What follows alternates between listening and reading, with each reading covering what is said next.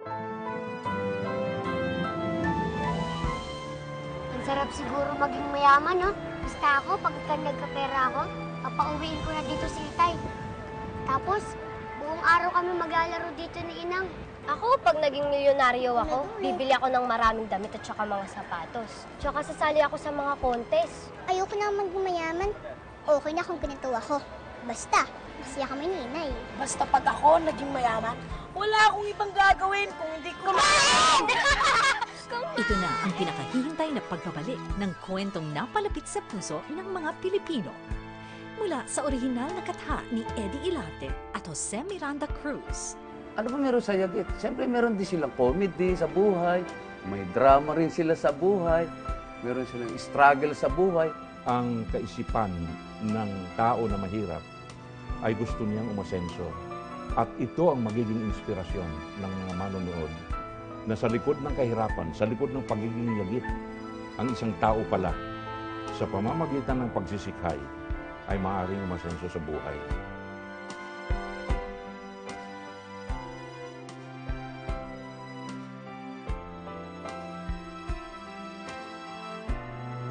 At ngayon, sa direksyon ni Miss Gina Alahar, masasaksihan na ang pagbabalik ng mga yagit. Sina Eliza, Ding, Jocelyn, Tonton, mga batang sa gitna ng kahirapan ay kinakaya ang lahat dahil sa kanilang samahan. Isa para sa apat, apat para sa isa.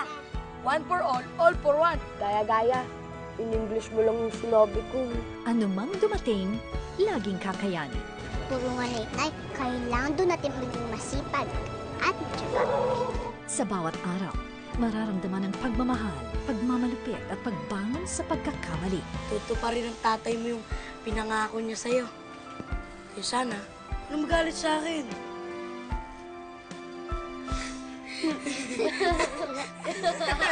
Sa bawat makakasalamuha, may magpapangiti at magpapaluha. At narito na ang pambawi sa lahat ng sama ng loob sa buhay. Sana action na lang yung pinilabas.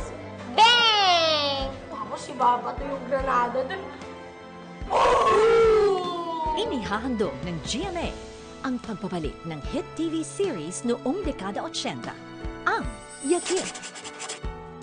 Itinatampok ang gumanap na din sa orihinal ng mga batang yagit, Jervy de la Cruz, bilang Kagawad Butch, kagawad at punong tagapamayapa sa Barangay San Francisco, mabuting ama kay Tiffany. Maricruz Garcia bilang Sisi. I play the role of Sisi, laking mayaman, matapobre. Pinsan ako dito ni Victor. Nagtatrabaho din ako sa kanilang furniture shop. Had lang ako sa kanilang pag-iibigan ni Dolores at magiging masama ako dun sa mga bata, sa mga yagi. She's a scam artist. Niloko ka na niya noon. Sigurado lolokohin ka lang niya ulit. Yung mga past na naging roles ko kasi laging cheap, bar girl. So ngayon, medyo nag-level up, mayaman na ako. So nag-research din ako. Siyempre dun sa story nung Yagit, para bago pa lang siya magsimula, alam ko na yung magiging flow nung character ko. Ipinakikilala ang child wonder ng Cebu, Steph Yamut bilang Tiffany. Hi! My name is Stephna Flores Yamut, and I play the role as Tiffany. And I'm the daughter of Kagawad Butch and Nida, which makes me the little Capitana. And I became the friend of Tom Tom, Elisa, Dean, and Josie. Actually, Tiffany and I are almost the same. She's bubbly, she's cheerful, and I'm exactly like that. My daddy said I'm so creative daw. Ay hindi ako nauubusan ng ideas. Also, we did a lot of workshop exercises to make me a better Tiffany.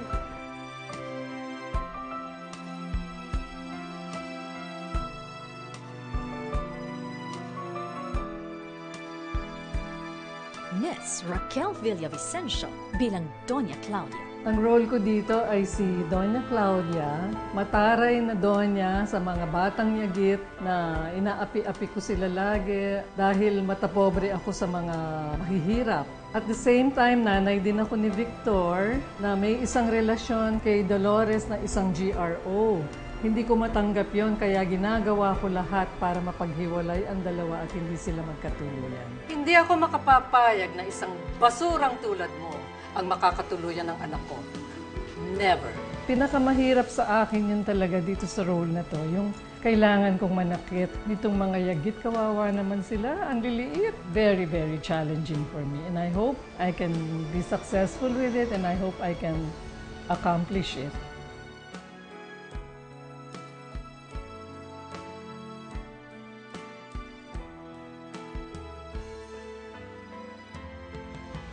Frank Magalona bilang Bruce. Ako nga pala si Bruce, pangasawa ko si Sisi. Ako ay matalik na kaibigan ni Victor at sinasamahan ko siya, tutulungan sa mga problema na hindi niya kaya lutasin mag-isa. Nabubuhay ka sa puro what if. Mga kutob. No, there's only one way to find out. Kung tama yung hinala mo. Dumaan din kami sa mga workshop para dito sa palabas na ito. Of course, sa punctuality, attendance sa tapings, self-discipline para sa trabaho. Yun yung mga pinaghandaan ko para sa palabas na ito.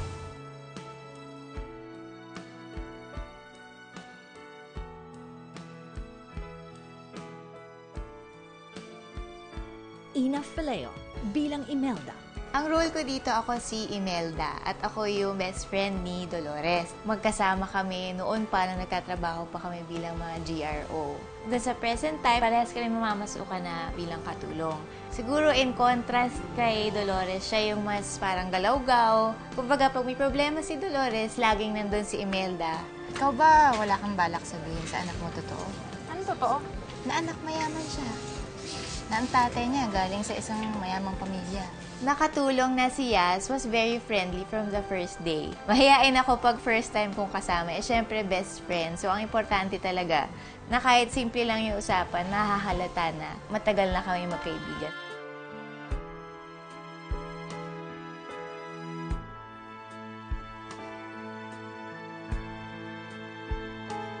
Rich Asuncion bilang Odette. Ako dito si Odette Pataksil. Ako ang assistant ni Doña Claudia at magiging katulong ako dito sa pagpapahirap sa buhay ng mga batang ito. Alam niyo, Sir Victor, na-miss namin kayo sa office.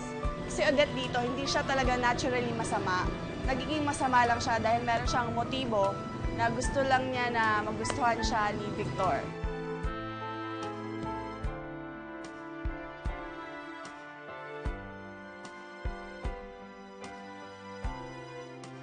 Ang pagbabalik telebisyon ni Wawi de Guzman bilang Chito. Ako dito si Chito. Ang role ko dito, kakaiba dun sa mga role na ginagawa ko in the past projects na ginawa ko. Alam ko namang hanggang ngayon, may nararamdaman ka pa rin sa akin. Kapag nakita niyo ako, laging iniisip niyo, nagugulo agad ako. Hindi ba ako pwedeng magbago? Gusto mo, puntahan natin tatay mo para makilala mo siya? Ang naging preparation namin dito, nagkaroon kami ng workshop bago kami nagsimulang mag-taping. Nagkaroon kami ng familiarity sa isa't isa. And at the same time, syempre, ginaguide din kami ni Direk Gina sa bawat character namin.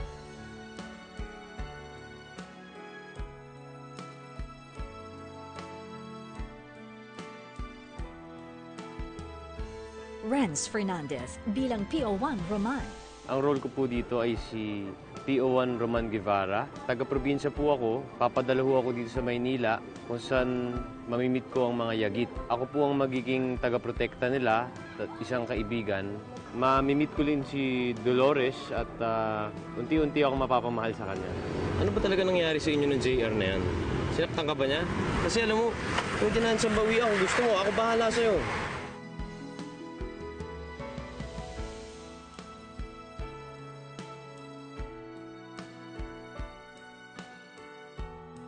Kevin Santos bilang Cardo.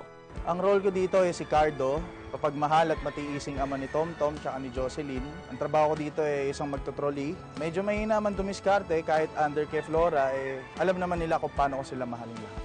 Ang gusto ko lang, lumaki ng maayos yung mga anak ko. Pero bakit ganun? Sarili kong buhay, hindi ko maayos. Actually, first time ko naman ginawa tong role na to as tatay. Kinausap ko na lang yung tatay ko. Pinag-aralan ko kung ano yung mga ginagawa niya, tinignan ko kung paano siya magsalita, manermon, lahat.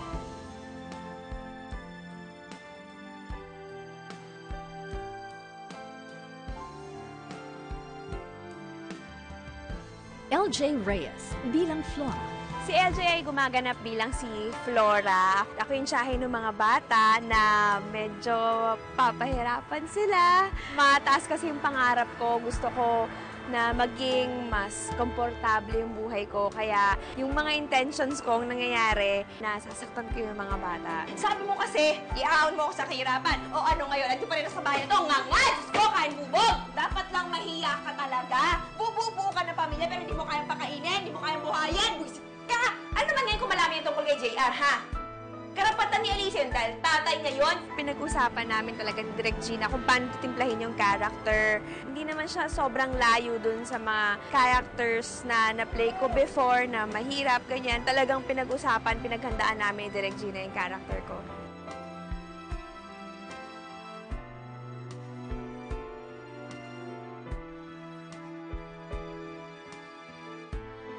James Blanco bilang Victor. Ang role ko po dito, ako po si Victor Gizon. Medyo may pagkababaero ako dito eh. Mapapaibig ako dito sa isang dating GRO na si Dolores. Nung nakita ko si Dolores, parang sa kanya ko lang nakita yung lahat ng inahanap ko sa isang babae. Tinanggal ko yung pag-iisip ko na isang GRO siya, kinilimutan ko yung kaibigan ko, kinilimutan ko yung pangarap para sa akin ng magulang ko. Basta yung focus ko lang na kay Dolores.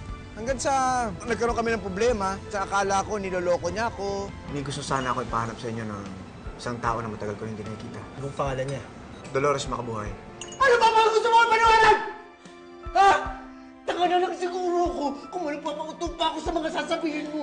Marami akong ginawang paghahanda dito, syempre. Nag-workshop tayo kay Direk Gina. Sa mga bata, kailangan syempre maging close ka.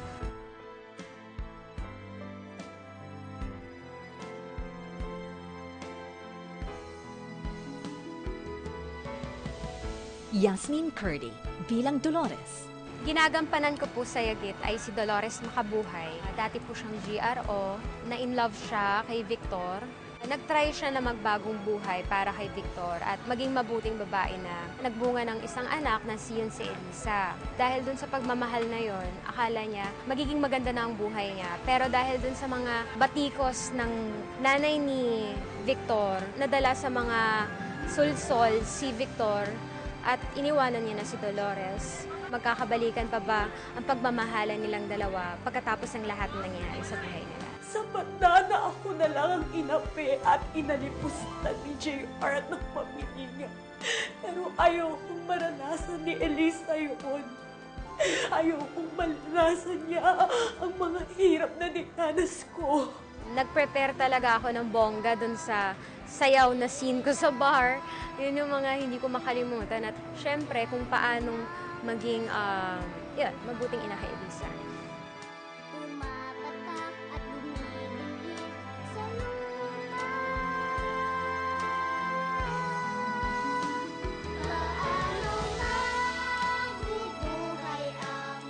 Sa dramang magpapamalas na basta sama-sama, lahat ay kayang-kaya para tayo ay laging masaya. Under the creative direction of June Lana, Creative Director, Roy Iglesias, Creative Head for Afternoon Prime, Denoy Navarro Puño, Unit Head. Sa punong panulat ni John Kenneth De Leon, Writers, Tina Samson Velasco, Liberty Trinidad, Renee Dimla, Brainstormers, Evie Macapugay, Ray Leoncito, sa ilalim ng panganasiwa ni na Lilibeth G. Razonable, Executive in Charge of Production, Reggie Magno, VP for Drama, Cheryl Cheng C, AVP for Drama, Hazel Felizmenio Abonita, Program Manager, Joseph T. Aleta, Executive Producer, at sa ilalim ng direksyon ni Miss Gina Alahar. Para sa apat, apat para sa isa. Kami ang mga batang Yagit! Simula sa araw na to, hindi na kita asarin. Basta pahati sa muna eh. Simula October 13 na sa GMA Afternoon Prime.